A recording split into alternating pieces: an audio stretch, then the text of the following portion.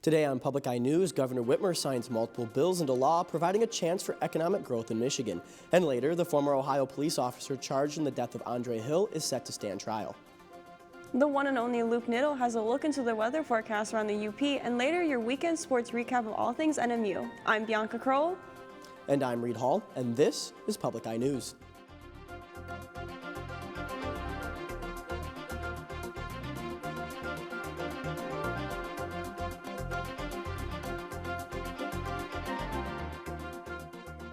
Today, Governor Gretchen Whitmer signed a package of bills vital to the economic growth in the state. These bipartisan programs will provide Michigan the economical development tools to land business retention and attraction projects that complement the state's already undeniable strengths. Governor Whitmer was joined at the bill signing by House Speaker Jason Wentworth and Majority Leader Mike Shirkey, who were both instrumental in the passage of the bills. Within the bills is the Michigan Strategic Site Readiness Program, aimed at allowing Michigan to create investment-ready sites to attract and spur business growth in the state. Site availability has emerged as the top deciding factor in businesses considering future investments and expansion. The bills also include the Critical Industry Investment Program, which will empower Michigan to make investments critical to closing deals, create and preserve jobs, and bring much capital investment to the state. And in parts of Michigan, homeowners are ditching presidential signs in what is already a much-heated campaign season. Those in the suburbs, the battleground for presidential campaigns, have foregone Trump and Harris signs out of fear of the conflict that might ensue. Studies show that putting out a sign can have an effect on neighborhood dynamics long after campaign season is over. Other skipping yard signs are showing yet another symptom of wariness with the amped-up tension within American politics, with 6 out of 10 Americans saying they need to limit their political consumption in order to avoid overload and fatigue. Isolated instances of violence and intimidation have emerged in recent weeks over the support for a campaign, with one Republican county sheriff in Ohio posting to social media, quote, that people with Harris yard signs should have their addresses written down so immigrants can be sent to live with them, end quote. Summit Lake is experiencing a fire in the McCormick Wilderness. This fire consisted of both hardwood and conifer ecosystems. Sunday evening, the area received light rain, which dried off quickly with the warm, dry winds. Fire crews have looked into the area and have found natural holding points for halting fire progression.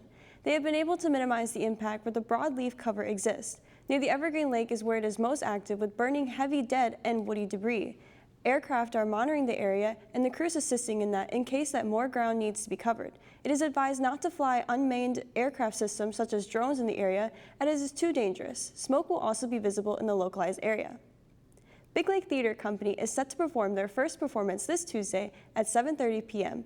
Big Lake Theater Company mission is to connect the community to an authentic, compelling, and entertaining experience for people.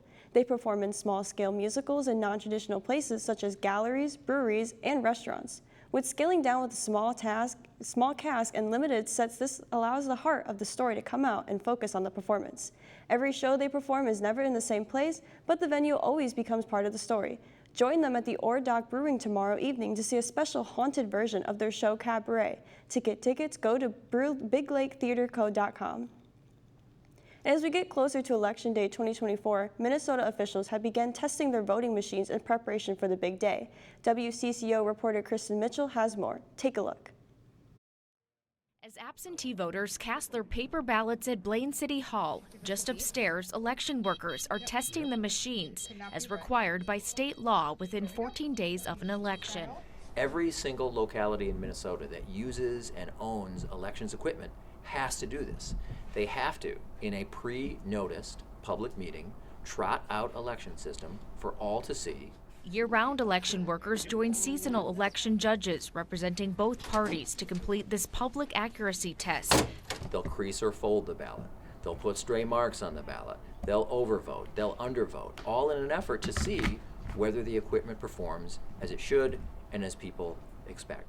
Leslie Larson, a candidate for Blaine City Council, brought her kids to see the process. I think it's a great way when you get to see everything hands-on and have all these people showing us how it all works. It's good to see that. As of Thursday, the state has accepted almost 338,000 absentee ballots, more than double the amount than this time in 2016, the last pre-COVID election. Our rule is that you have to get your ballot in by Election Day.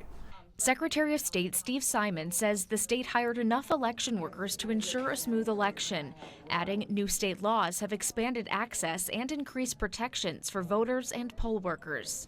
I'm here today to get out the truth that Minnesota's elections are free, fair, secure, and accurate.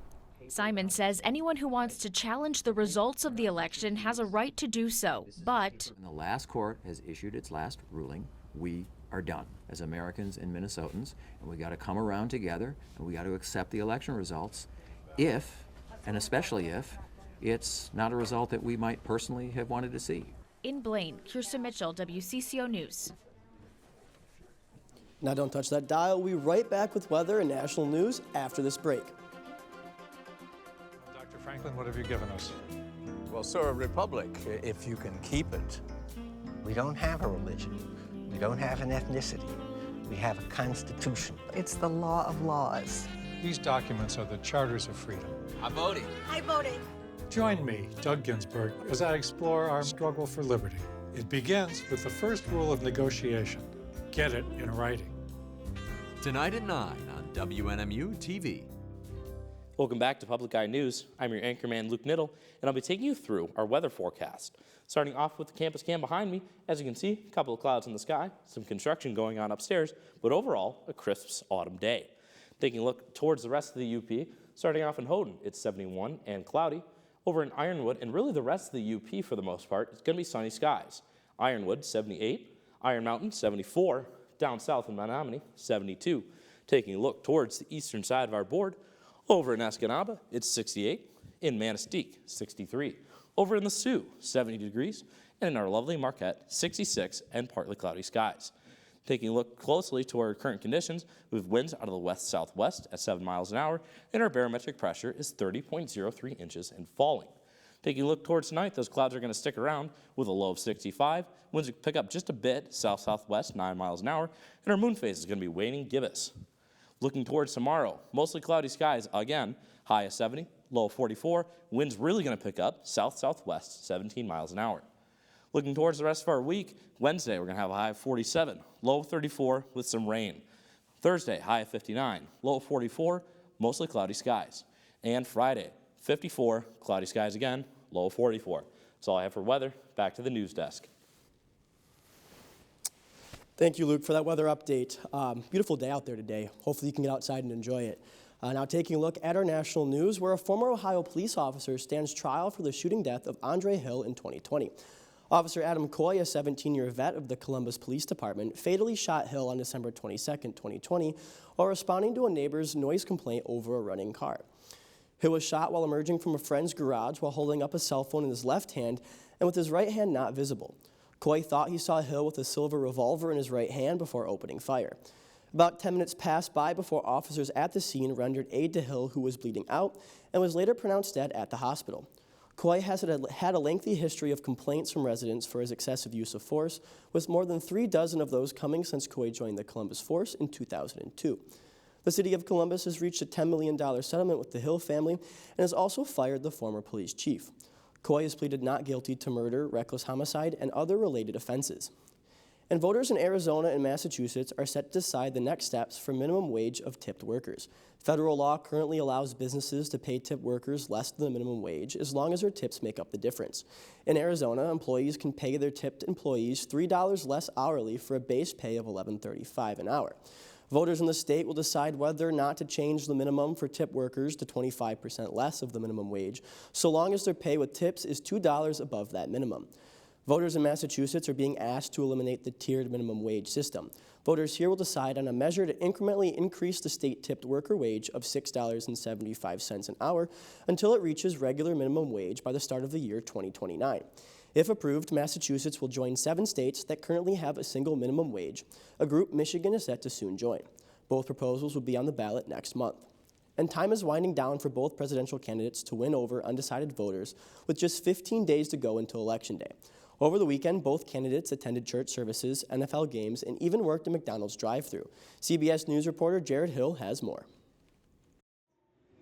I like it all. Former President Donald Trump donned an apron at a McDonald's in Bucks County, Pennsylvania over the weekend, serving fries to pre-selected supporters and pushing without evidence claims that Vice President Kamala Harris didn't work at the fast food chain while in college, as she said she did. She never worked at McDonald's. Trump also attended a Steelers game and participated in a town hall while stumping in the Keystone State Sunday. We're going to let them frack like a duck. Frack. We're going to get your energy bills down at a level that you haven't seen before. The latest CBS News poll shows both candidates running neck and neck in Pennsylvania with just over 2 weeks until Election Day.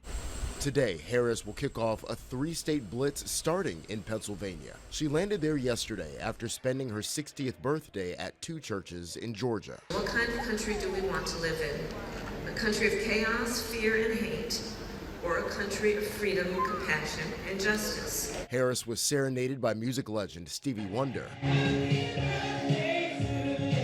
And she sat for an interview with MSNBC. Donald Trump should never again stand behind the seal of the President of the United States. He has not earned the right. Telling host Al Sharpton that Trump using an expletive to describe her at a rally Saturday demeans the nation's top office. Jared Hill, CBS News. And we'll be right back after this short break. Stay tuned.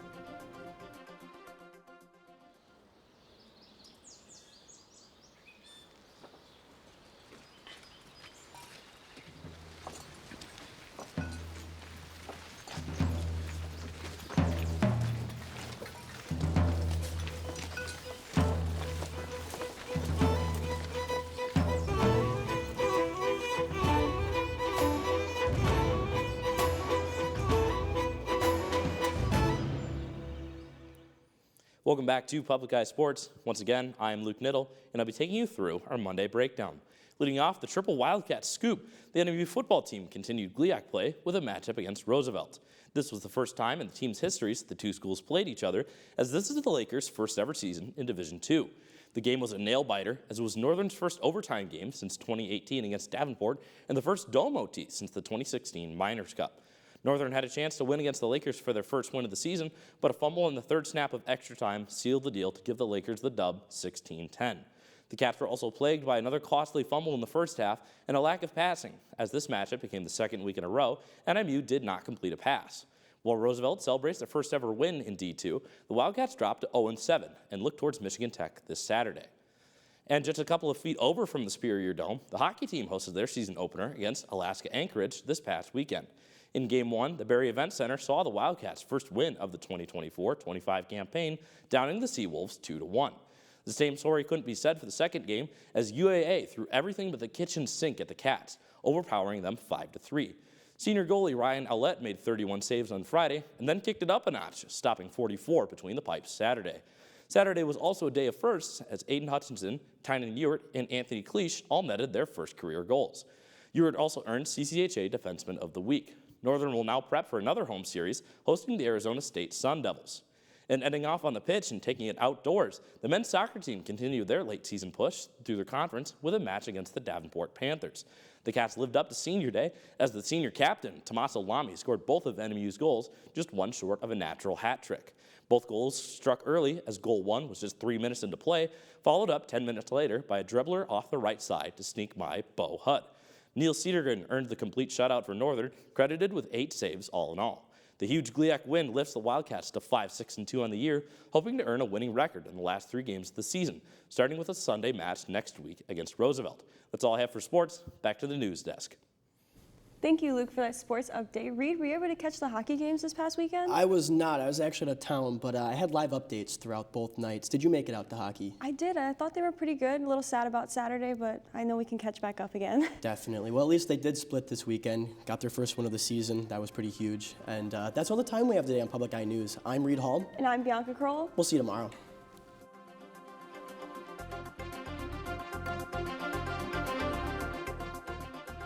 The preceding program was produced by WNMU-TV, Northern Michigan University Public Television, in studios located in Elizabeth and Edgar Hardin Hall.